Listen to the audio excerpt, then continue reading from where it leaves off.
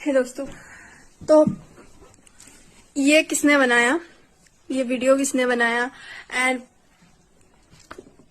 जिसने मेरा एआई से मेरा फेस लेकर वीडियो बनाया, मुझे पता चल गया है कि वो कौन है।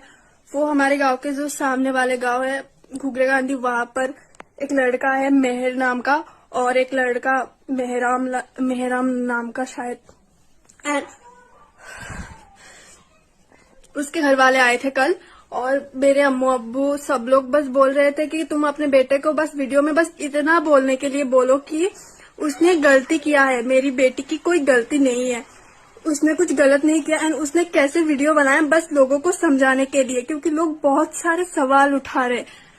लेकिन उसके मम्मी पापा, उसके जो चाचू आए थे वो बोल रहे कि आप लोगों को जो करना है करो, मेरा बेटा कुछ नहीं करेगा, मेरा बेटा नहीं आएगा, आप लोगों को केस करना है तो केस करो।